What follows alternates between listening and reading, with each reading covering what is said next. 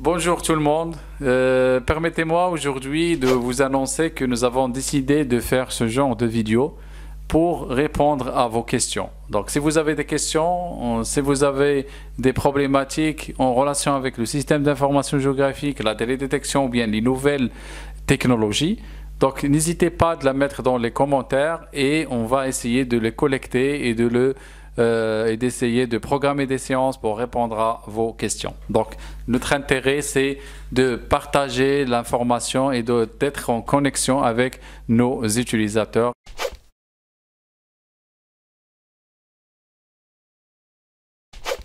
Comment fonctionne la télédétection? Donc la télédétection, c'est une discipline qui vient en complément avec le système d'information géographique et qui a pour utilité de produire des données, produire d'autres informations complémentaires au système d'information géographique. Donc le principe de fonctionnement de la télédétection, c'est tout simplement c'est un rayonnement électromagnétique qu'on va essayer de l'envoyer à travers des sources lumineuses, soit installées au niveau des capteurs, soit à travers la source lumineuse naturelle. Et le satellite, ou bien le capteur installé au niveau du satellite, il va collecter cette information. Il va être envoyé vers le centre de calcul pour l'interpréter et pour voir comment l'objet ou bien la matière a été réagi et a été interagi avec le rayonnement électromagnétique. Donc cette interaction entre rayonnement et matière, ça nous donne une signature spectrale. Cette signature spectrale nous permet de connaître l'objet et de voir à ce qu'il y a et de l'analyser et de voir comment on peut ressortir ces objets qui ont la même signature spectrale. Voilà.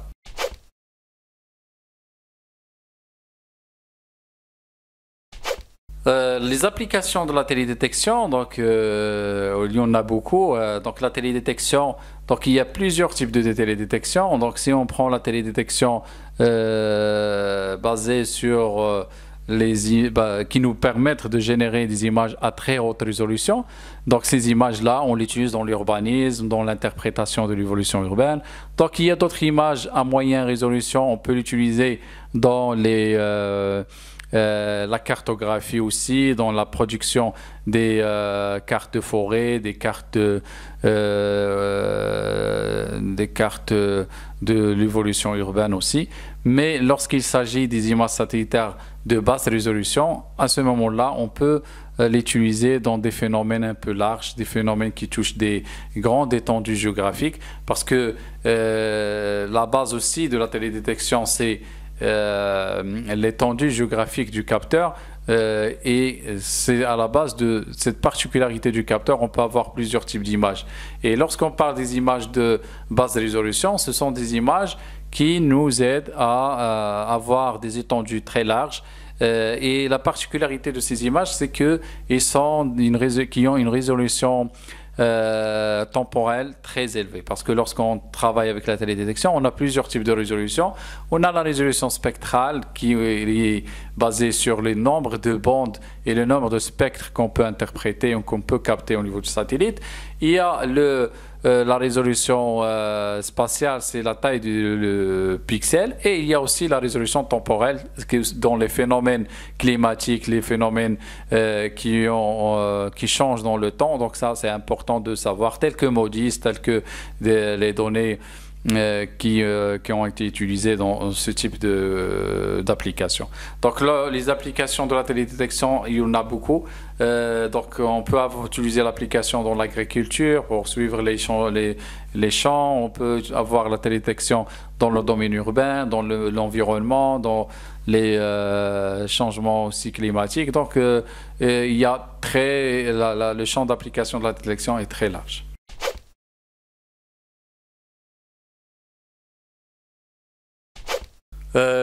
Oui, ça c'est une question très importante. Quelle est la différence entre un système d'information géographique et la télédétection? Parce que des fois, il y a des gens qui font une confusion entre le SIG et la télédétection. Ce sont deux disciplines à part. Donc la télédétection, c'est la science qui nous aide à produire des images des images, peut-être des images satellitaires, même actuellement avec les drones, même on a des images RGB captées par les drones. L'essentiel, c'est qu'on peut capter une information à distance pour produire un support. Ce support-là, on va l'intégrer dans le système d'information géographique. Donc le système d'information géographique, c'est l'outil qui permet de collecter et de superposer et structurer les données. Et la télédétection, c'est seulement cette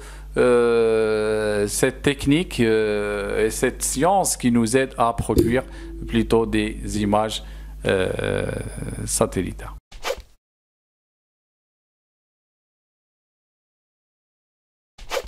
Quels sont les logiciels qu'on peut utiliser pour manipuler les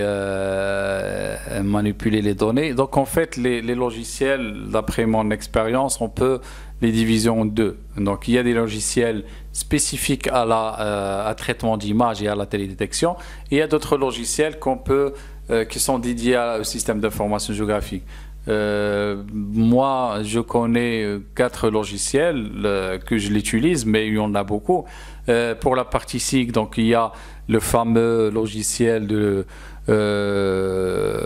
qui est classé premier mondialement, qui est ArcGIS, avec l'apparition d'ArcGIS Pro. Donc ils ont amélioré les interfaces, ils ont amélioré les différents outils soit de traitement d'image, soit aussi de préparation et production des SIG. Et c'est un logiciel avec licence, mais pour la partie open source, il y a le logiciel QGIS qui est aussi très fort dans le système d'information géographique. Pour la partie traitement d'image, donc il y a 2 logiciels, donc il y a INVI, il y a ERDAS. Aussi, ce sont 2 logiciels qui sont spécifiques à la télédétection, aux outils de manipulation et de traitement d'image. Donc, bien sûr, vous pouvez avoir d'autres logiciels. Donc, il y a Idrissi, il y a Mapinfo, il y a d'autres logiciels qui permettent aussi de faire ce genre de traitement.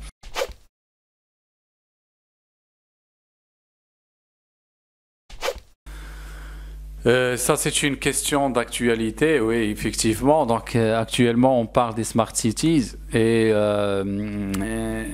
c'est un sujet qui permet aussi de penser aux données géospatiales. Comment on peut utiliser les données géospatiales pour produire et pour mettre des smart cities. Donc, les différents défis qu'on peut avoir, tout d'abord, parce que lorsqu'on parle du smart city, donc il faut parler à plusieurs risques. Il faut parler au risque d'intégrité de données, il faut parler du risque de sécurité des données. Aussi, donc, il y a des problèmes de disponibilité des données. Donc tout ça, donc, ce sont des enjeux qui rentrent dans le cadre de la Smart City. Donc lorsqu'on parle Smart City et relation entre Smart City et données géospatiales, donc il faut penser à la globalité, il faut penser à l'interopérabilité des données entre les différents systèmes installés au niveau du composante Smart City.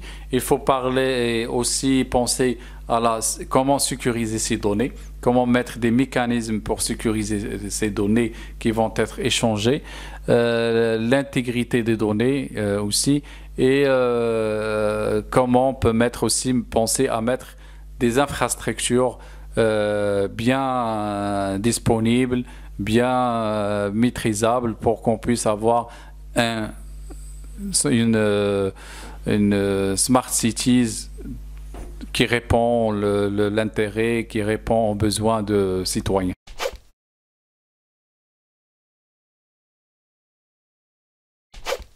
Les tendances, bien sûr, les tendances au niveau de la télédétection, donc bien sûr, il y a plusieurs recherches actuellement qui essayent de voir comment on peut utiliser l'intelligence artificielle pour la reconnaissance d'objets, pour la cartographie, pour la production des cartes thématiques. Donc l'axe principal actuellement et l'axe de tendance, c'est l'intégration de l'intelligence artificielle et coupler cette valeur ajoutée de l'intelligence artificielle avec les données de télédétection. D'autres tendances, c'est utiliser, étendre la signature spectrale et voir si on a la possibilité aussi d'utiliser des gammes d'intervalles un peu larges pour qu'on puisse avoir des images de très très haute résolution. Notre tendance, c'est l'utilisation des images drones aussi, c'est important actuellement. L'apparition aussi de ces drones-là, donc ça nous aide à avoir des images satellitaires, des images de très haute résolution et des images qu'on peut l'avoir dans un temps très réduit.